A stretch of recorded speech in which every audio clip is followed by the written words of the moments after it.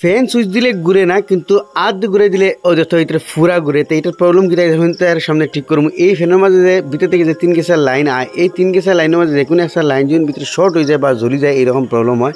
তো সারা কানেকশন খুলে ফ্যানটা আমরা খুলেছি, কোয়েল বাড়িয়ে গেছে। তো ভিতরে এখন দুইটা লাইন মাঝে কন্টিনিউটি আছে, একটার মাঝে কন্টিনিউটি নাই, মানে ব্লু অক্সা ভিতর থেকে শর্ট হয়ে গেছে।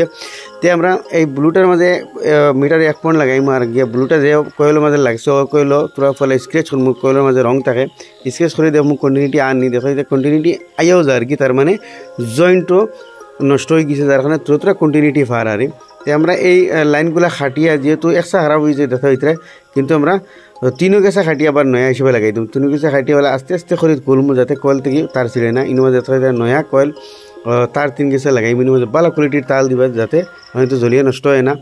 তার আপনাতে জয়েন দিব ফলে যে কয়েলের মাঝে একটা লাগাইলে আসলো ও কয়েলের মাঝে আরামসে জয়েন দিয়া তারা আবার সোল্ডিং করিয়া লাগাই দিব। এই বিষয়ে আপনাদের কাছে আমি ফুল একটা ভিডিও দিছি, ফুল ভিডিও দেওয়া আছে, যারা দেখতে চাও আমার চ্যানেলকে দেখতে পারবা।